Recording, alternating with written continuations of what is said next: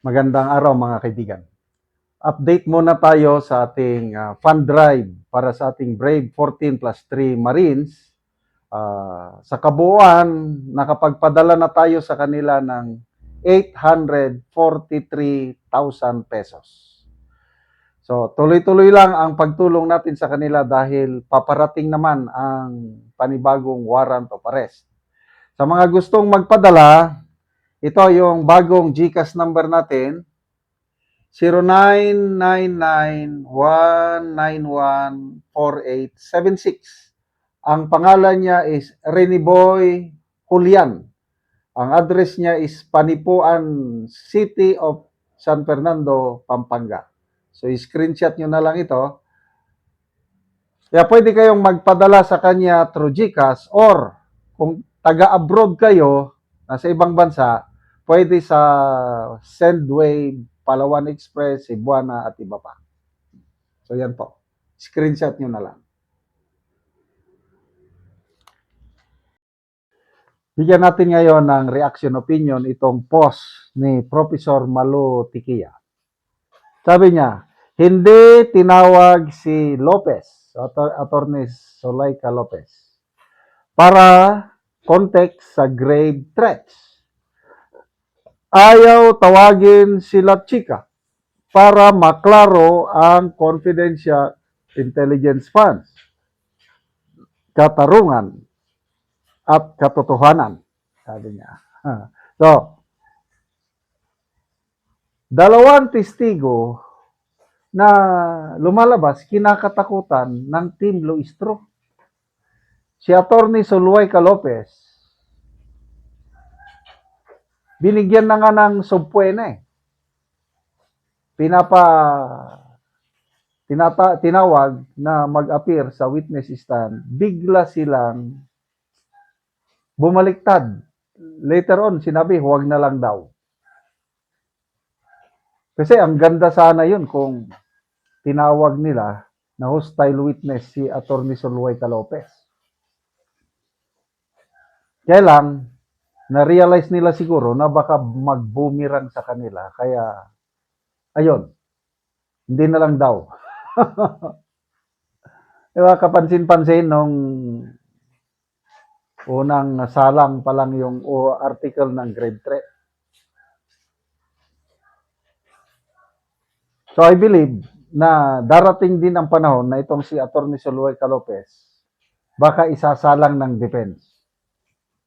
Kasi siya ang makapagbigay ng context sa grade 3 dahil siya yung nakulong. Ang dahilan kung bakit nakapagbitiw si VP Sara ng ganong mga pagbabanta, dahil gusto niyang protektahan ang kanyang kaibigan.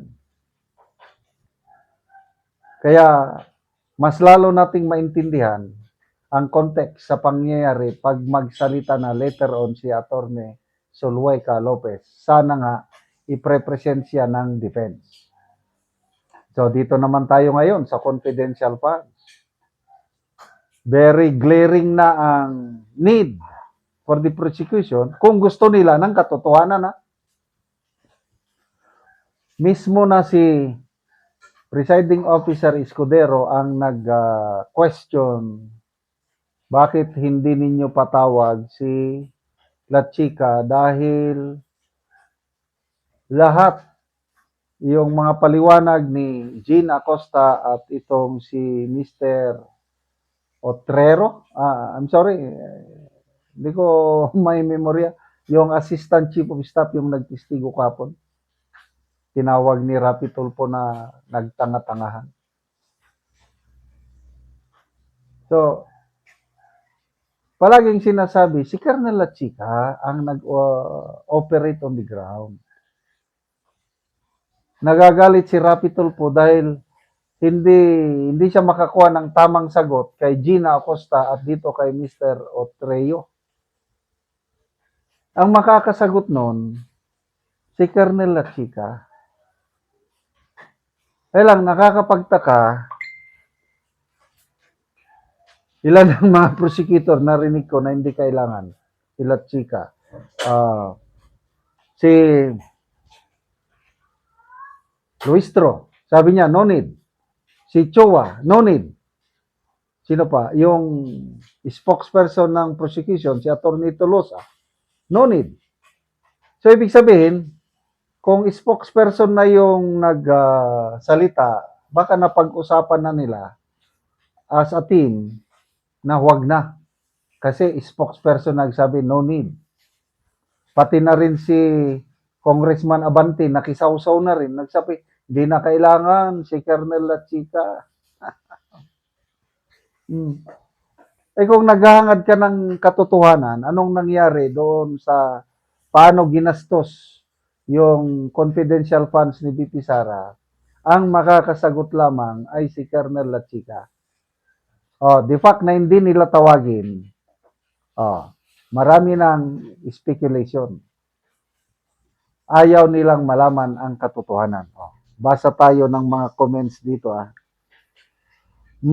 Sabi ni Miguel Jeronimo, because these entities know what will truly happen if they do.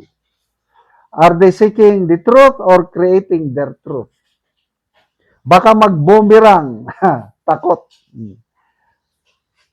Ayaw ng pawang katotohanan lamang. Yeah, let the defense present them. Especially Colonel Lachica.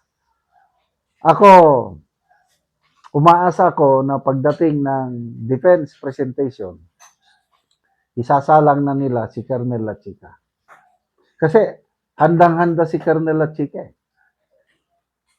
Baka gusto nyong malaman, si Colonel Lachica, ang pagkakalam ko is a member of PME class of 1993. Medyo kawawa siya ngayon dahil yung mga mista niya, marami nang nag-general.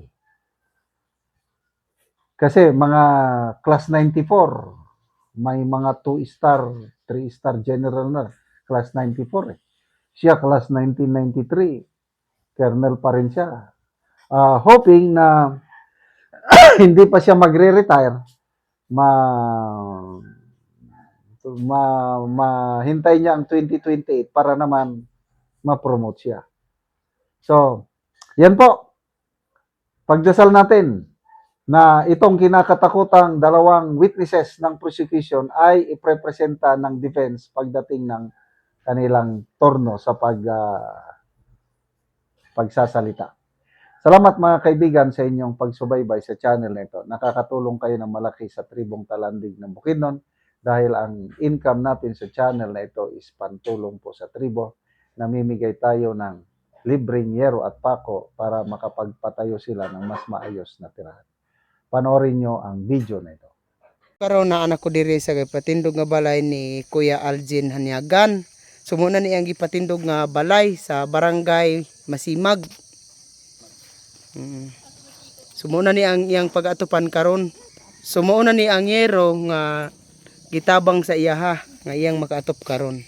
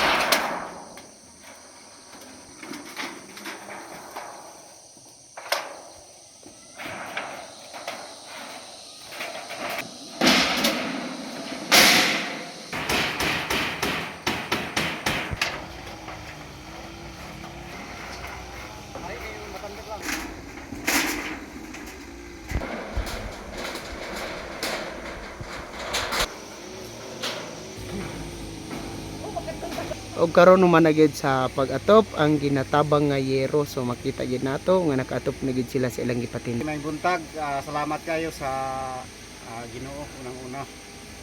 Kay siya ang naghatag sa tanang butang. Salamat kayo Dios sa imong gihatag nga kuan tao nga imong gitiyalan para makatabang sa mga pagpatindog sa among mga balay. tagaan mi og napulo kasi. Salamat guys sa nag-donate and more power and God bless Patabangan. Kay dagan pananginan lang. So dinhi lang Hanyagan family. Salamat kayo kuya. Apa ko yung isuon gani nga kapag inalan og sinjapon para makapatindog og balay. Salamat kayo. Dinhi lang. Daghang salamat.